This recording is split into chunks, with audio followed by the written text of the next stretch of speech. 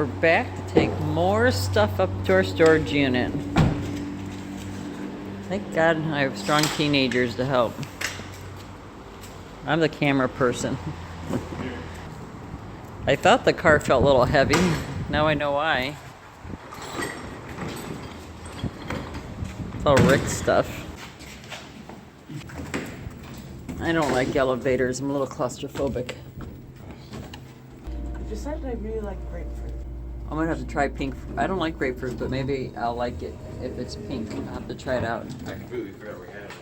Which way you want to go? This way? See how the lights turn on? Very efficient. Which way? This way?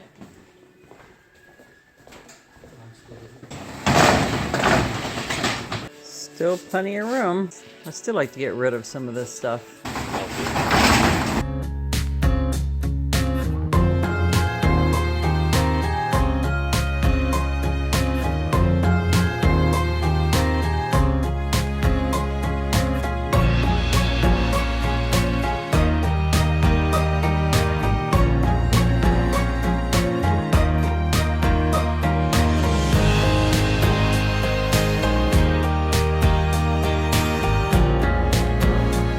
So, big news for Northport, Florida, where we live. On Herald Tribune, there's an article, Atlanta Braves pick Sarasota County for spring training. So that's huge for Northport. I'll put the link in the description box so you can read more about it. And Northport is really growing. A place like this can definitely grow the town even more so with shopping. They already have talks about hotels coming in. And so pretty exciting. Check this out. That's the plan. And this, I think, they said it's near the college where we go, State College of Florida. I don't know if it's across the street. I showed it to you in yesterday's video, or maybe it was the video before. I will put the link below so you could check that out. If you have any thoughts about moving to Southwest Florida, in case you have any thoughts of moving to Southwest Florida, just another super thing to have here. Hey Cookie, you hungry? He wants his dinner. You want your dinner? It's dinner time, isn't it? Yes, it is. Okay. I better feed him or he just won't leave me alone. With our house up for sale, I've been thinking about how many times I've moved in my life. Probably about 15 times from the time I was 18 till now. Plus or minus a couple of times. I thought I'd share with you what I've learned. So I'm going to give you 5 things I've learned from each move.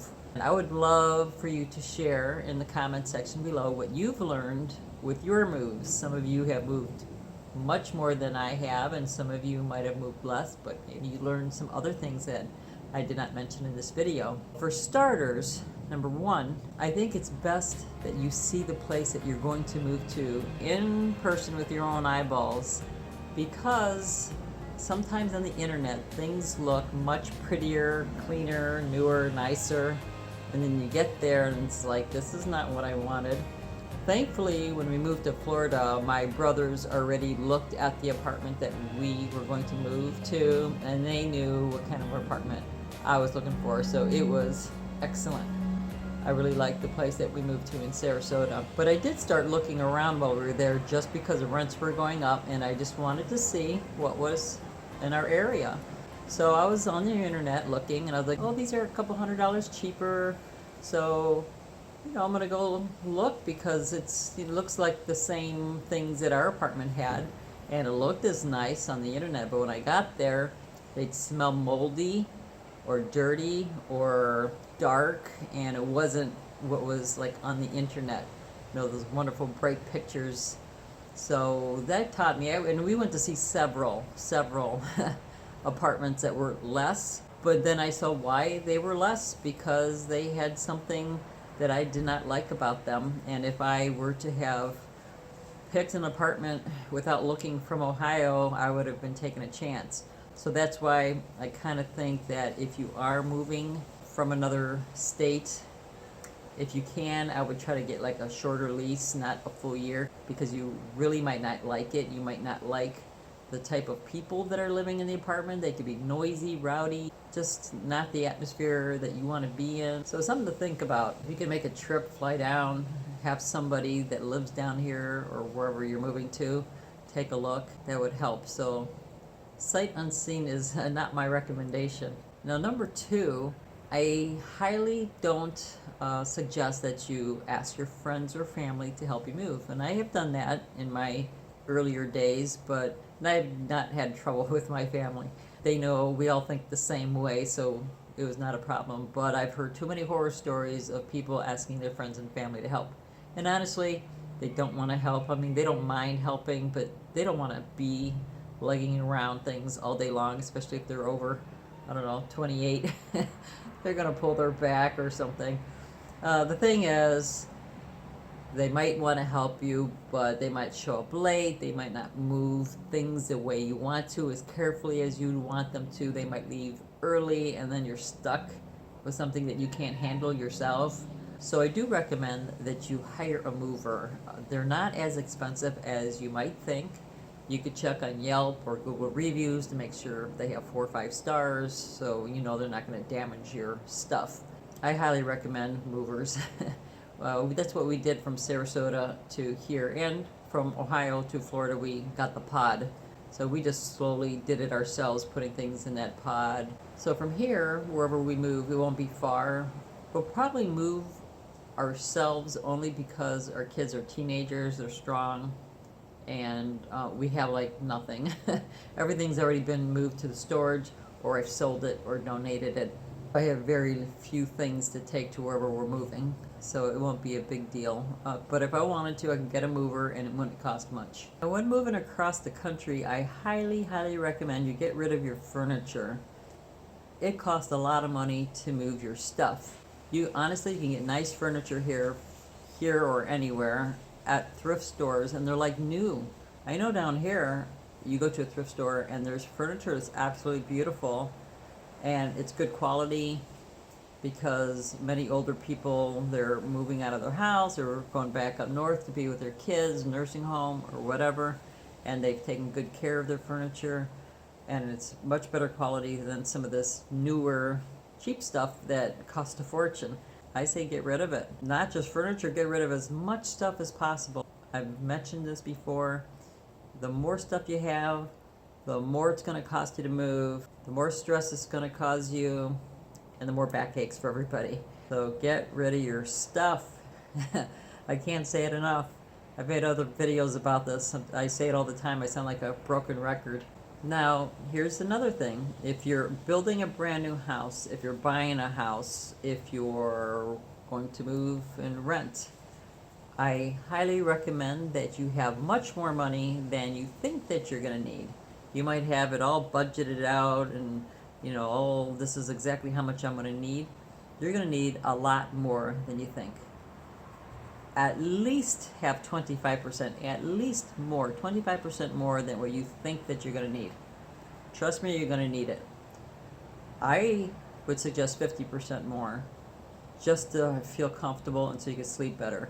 I know that might sound astronomical for some of you, but boy, there's nothing worse than finding out you don't have enough money and something happened that you didn't think about. There are things that happen in life, as you all know, that you did not expect, and it cost a fortune. So have as much extra money as you can, because it's just going to cost more. Like I said, it doesn't matter if you're building brand new, buying a house, new, used, renting. It doesn't matter. It doesn't matter if you're getting an RV, living out of your van, whatever. It's going to cost you more.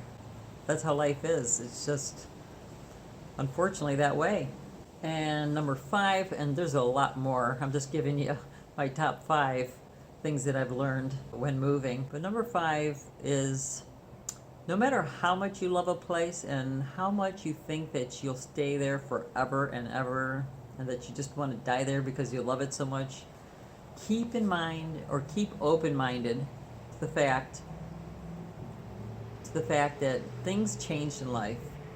Either your job changes and you have to move, you lose your job and you have to find a new one. There's something about your business maybe doesn't do as well, or you find it does better in a different location, so you have to move because you're not going to drive, I don't know, 3, 4, 5 hours, from your house. So As much as you love a certain area, you very well may move. So I recommend that you don't spend all your heart and soul and your money into a place that you think that you're going to stay forever. Unless, of course, you have unlimited amount of income and money's not an issue for you. But I think for most of the population in this country and probably in the world, money's always an issue. Because, for example, I had planned on living in Ohio on our 10 acres forever, and it didn't work out that way. I ended up in Florida, and I thought this is definitely going to be the place I'm retiring, and